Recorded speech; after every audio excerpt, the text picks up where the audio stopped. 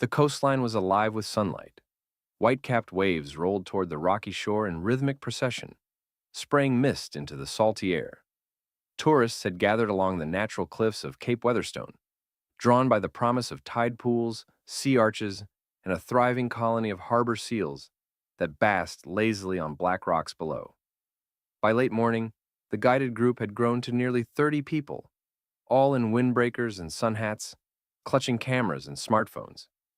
Their guide, a young woman named Alana with a voice perfectly tuned for both enthusiasm and volume, pointed out the usual sights: barnacle clusters, seaweed drapery, the red-legged gulls perched overhead. But most of the group had eyes only for the seals. About 15 of them lay sprawled across the tidal shelf, bellies exposed, flippers tucked like relaxed swimmers. Among them was a noticeably larger male, scarred along one flank, a patch of old gray on his snout. He was older than the rest and more alert. While others dozed, he watched. Alana cautioned the group as they descended toward the tide-washed platform.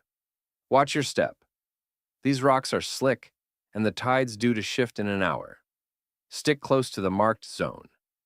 But people were drawn toward the edge. Beyond the safety line, slick black stones jutted from the surf, like stepping stones. Some tourists ventured close, inching forward for better views or daring selfies, giggling as waves licked at their shoes. That was when the old seal lifted his head. He let out a bellow. It was deep and sudden, more guttural than usual, the kind of sound that cut through casual noise. Everyone paused. Then he bellowed again, longer, louder. His body shifted. No longer reclined, he now stood upright on his foreflippers, eyes fixed not on the people but the sea. Other seals stirred uneasily, glancing toward him, then to the horizon. Alana's brow furrowed. "Hold up." Everyone stepped back. "Now!" There was an urgency in her voice that hadn't been there before. Several tourists hesitated, unsure. But then came the third bellow, sharp, desperate. That was enough. People began backing away, retracing their steps toward the incline. Some stumbled. One man dropped his camera lens cover in his hurry to retreat. Then the sea roared. A wall of whitewater appeared where the horizon had once been calm.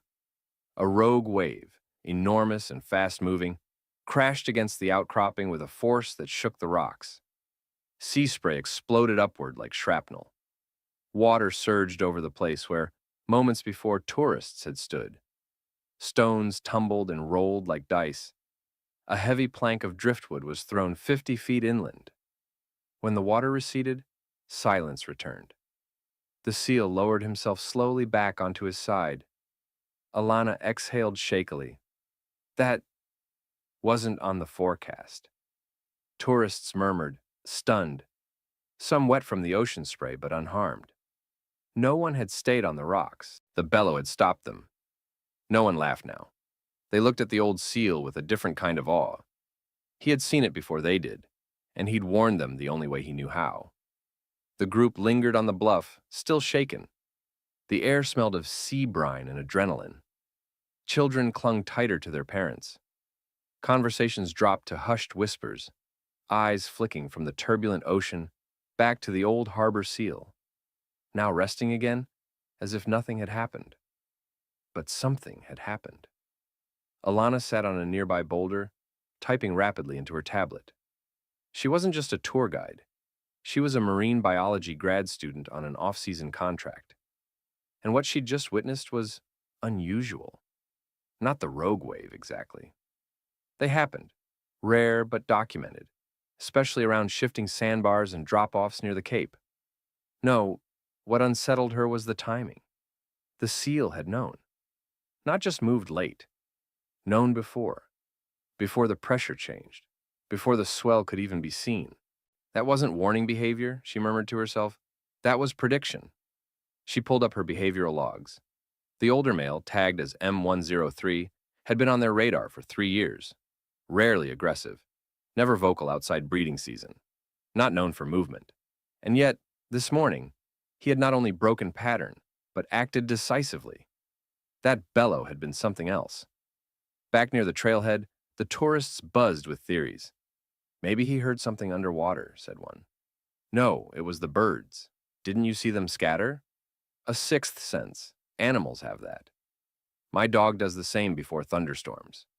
Everyone wanted to explain it because deep down, they knew what they had felt. A warning. Not an accident. A message. Lena, a retired school teacher visiting from Oregon, approached Alana quietly. I just wanted to say thank you. If you hadn't told us to step back, I don't know. Alana shook her head. Thank the seal. I just listened. Later that day, Alana uploaded the footage captured by the ranger station's coastal cams. There it was again, clear as a bell.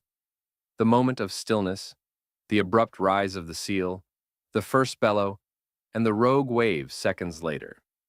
She clipped the footage and sent it to Dr. Raymond, her faculty advisor back at the university. Subject: Behavioral Anomaly, M103. Urgent. Doc, time-stamped video attached. We may have documented anticipatory vocalization in response to marine hazard conditions. Possible pressure detection? Sonic signature underwater? Please advise. A. As dusk fell, the tide rose and fell once more.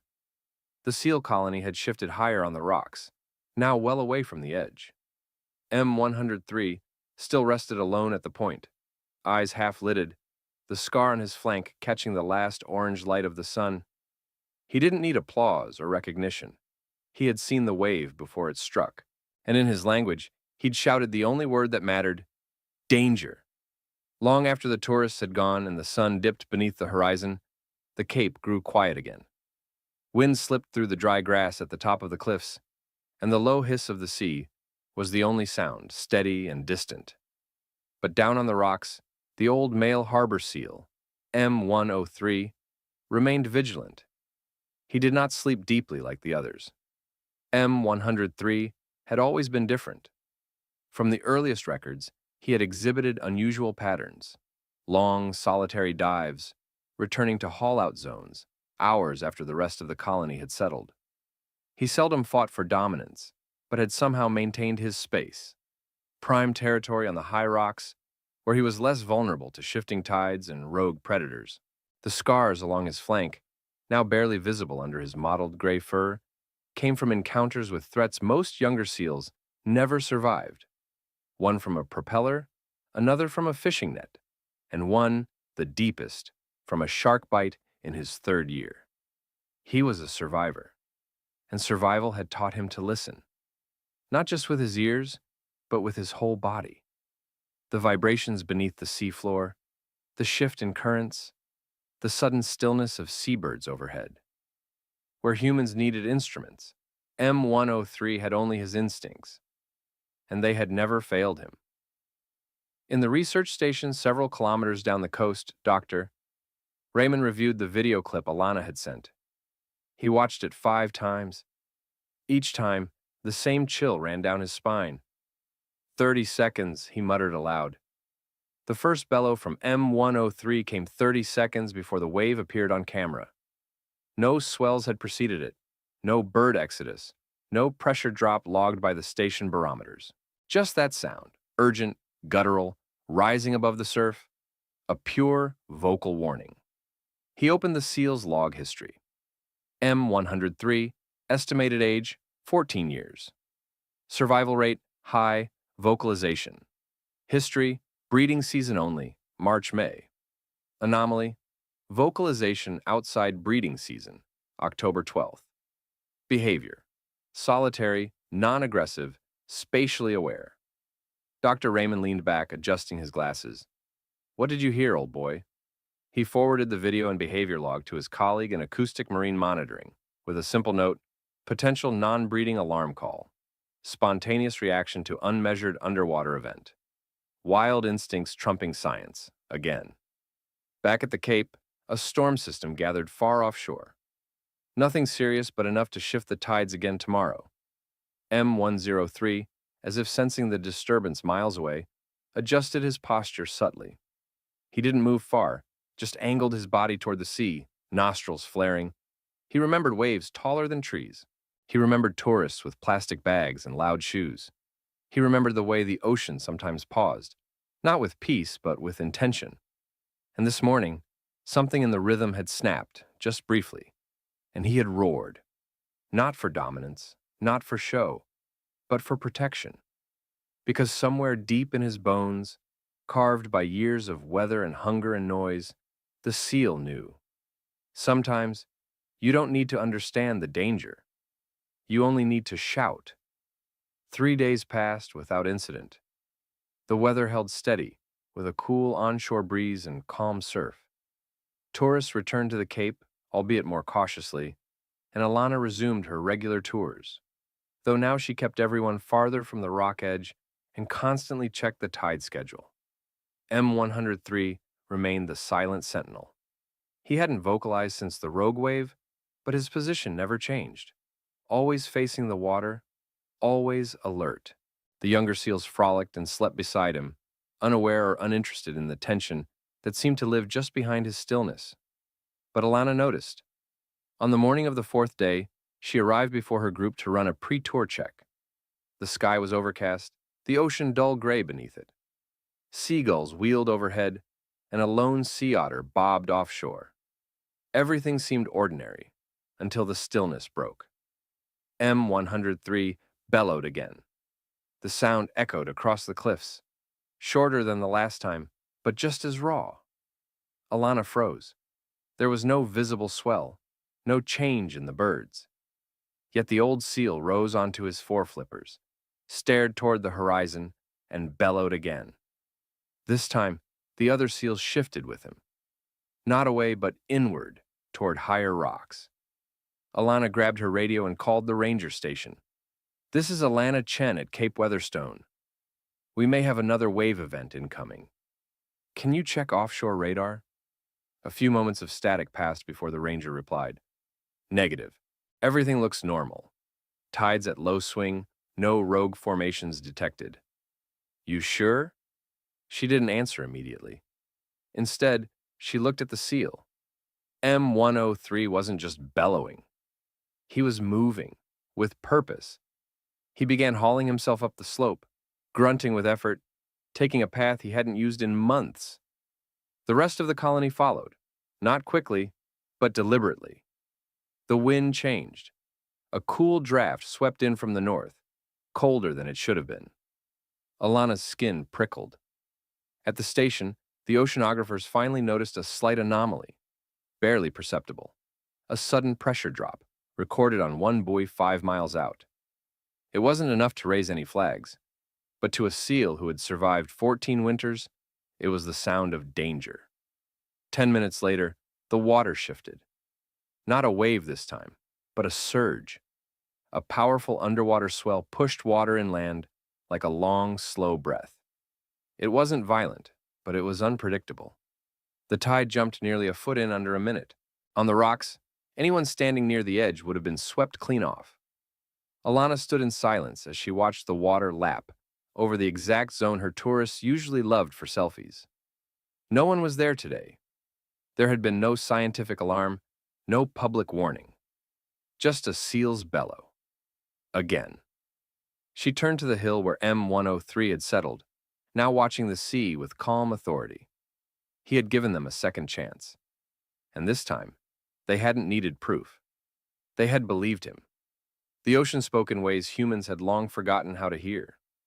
Back in her apartment above the coastal lab, Alana reviewed a loop of behavioral footage recorded over the past week. M103's sudden vocalizations, his movements, and the colony's synchronized response played out in grainy surveillance. And every time, the same conclusion emerged. Something was happening that science hadn't quite mapped. A language without words, signals without measurement. She pored over older case files of documented animal precognition. Elephants retreating hours before tsunamis, birds fleeing before earthquakes, dogs barking before gas leaks. But this was different. This wasn't generalized anxiety. It was a direct situational reaction, targeted, timed, deliberate. She picked up her phone and called Dr. Raymond.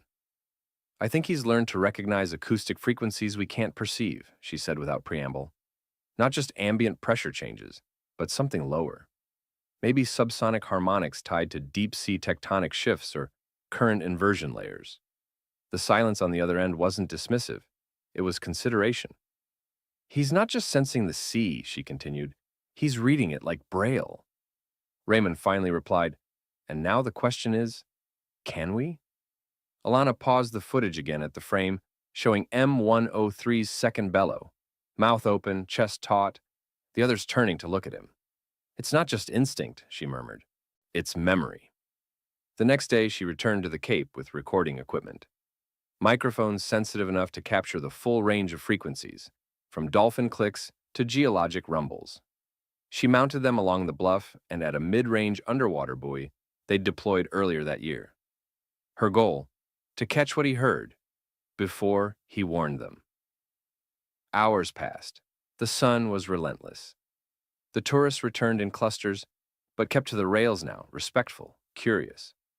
Several asked about the seal. Is that the one from the wave video? Does he always shout like that? What's his name? She paused on that one. His tag is M103, she said. But I call him Soul. Like the sun? Like the soul, she corrected quietly. Back on the rocks, Soul remained still, surrounded by younger seals, but separate. A sentinel.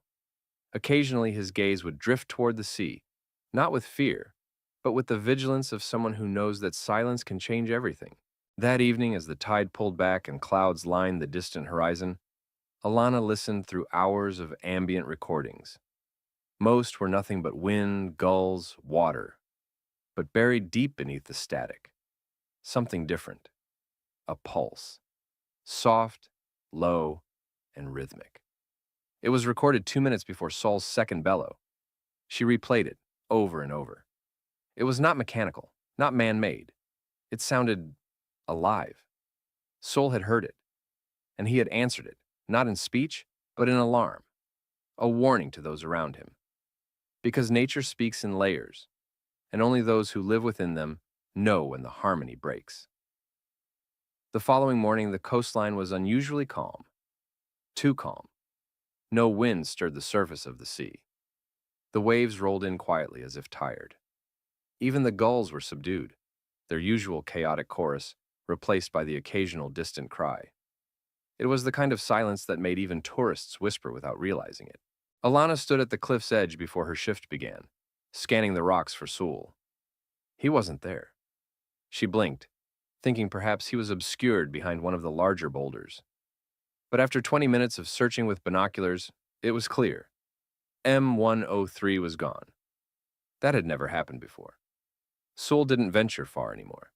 His age, his scars, and his solitary nature had anchored him to these rocks. His absence now was unsettling, especially after the recent warnings. By midday, tourists began to ask, "Where's the big guy? Is he okay?" Alana offered a non-committal smile. "He might be out foraging." Older males do that sometimes. But inside, her nerves were tightening. She radioed the rangers and asked if their offshore cams had spotted him. Nothing. Then, she checked the underwater hydrophones for any irregularities. She froze. The low-frequency pulse she had recorded before the last swell had returned. But this time, it was louder, more rhythmic, and closer. She forwarded the audio to the acoustic lab at the university. While waiting for a reply, she checked the tide logs. All normal. No storm advisories, no unusual swell warnings. Yet the energy in the air said otherwise. Then came the smell. Faint, but sharp. A metallic tang in the breeze.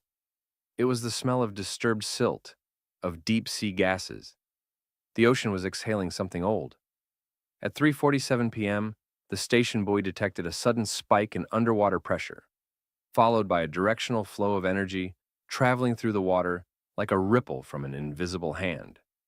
Seismologists flagged it as a minor seafloor slippage event, not dangerous on its own, but capable of triggering anomalies closer to shore. Alana didn't need confirmation. She grabbed the megaphone. "Everyone, please step away from the railing and move to higher ground," she called. "This is a precaution." People hesitated, unsure. And that's when Sewell returned. From the left, he emerged, dragging himself up the slope from a lower beach path, soaking wet and visibly agitated. His eyes were wide. He paused only once, turned toward the crowd, and let out a short, sharp bark, then immediately continued upward, past the usual haul-out zone and toward the cliff base. The sound echoed like a command. This time, no one argued. Alana guided the tourists back. She barely noticed the first surge, a gentle swell that washed over the low rocks. But the second came faster, more violently, carrying debris and foam. The ocean roared louder than it had in weeks, swallowing entire sections of the bluff walkway. Seoul had timed it perfectly. Again. By nightfall, the event was being labeled a micro-tsunami, an extremely localized, short-lived surge caused by underwater displacement. It would barely make the news. No damage, no fatalities, no drama. But Alana stood at the cliffs long after the last guest left, staring at the darkened horizon, her recorder still running. Saul lay nearby, eyes closed but body taut, like a soldier at ease but never truly off duty. Between the tides, something spoke. And he always listened. The following days were quiet. The sea returned to a calm rhythm, and no more swells disrupted the shoreline. The scent of brine softened, the air warmed, and clouds drifted in patterns the coast hadn't seen since before the event. But something had changed. Seoul had not returned to his usual spot on the rocks. Each morning, Alana scanned the coast, hoping to see his familiar shape stretched out on the ledge above the tide line. Once, she thought she caught sight of him, only to realize it was another younger male. Similar markings, but lacking the depth in the eyes, the stillness and posture. She checked the hydrophones daily. No more pulses, no more anomalies. The ocean had gone quiet again, on the surface and underneath. But it wasn't peace. It was pause. Alana sat alone on the research station deck one evening, flipping through the behavioral logs of the past month. Seoul's data stood out like a lifeline thrown across silence. Vocal anomalies, warning signals, predictive movement, all before confirmed events. Each entry a testament, not only to the animal's instincts, but his memory, his ability to read signs no human had yet deciphered. And now he was gone. No body, no sightings, just absence. Somewhere deep inside, she suspected he had chosen this, like wild animals sometimes do. A quiet departure, a final patrol, one last watch. But his legacy didn't leave with him. Within a week, the station's marine alert system had been updated to include behavioral anomaly flags, a system that cross-referenced unusual vocalizations, group movements, and frequency pattern changes from tracked animals like Saul. What had once been considered unquantifiable instinct was now data. His data. Saul had not simply reacted to danger. He had recognized it, interpreted it, warned others. And now, his behavior formed the basis of a new early response system. Scientists across marine networks were requesting access to Alana's logs. What began as a lone seal's strange outburst had become the cornerstone of a new kind of knowledge. Ancient, silent, and alive. One morning, as spring arrived in full, Alana returned to the cliffs with her recorder and sat quietly by the edge. The ocean rolled gently beneath her, peaceful now. She played back Seoul's last recorded bellow. The sound echoed across the rocks, not loud, but full of memory. Behind her, a small group of seals rested in the sun, young, unaware of the sentinel who had once stood watch over this coast. But Alana remembered, and when she looked out at the sea, she no longer saw just water and waves. She saw a language written in motion and breath, in silence and return. And somewhere out there, maybe beyond the edge of the reef, maybe in the hush between tides, a survivor was still listening, still watching.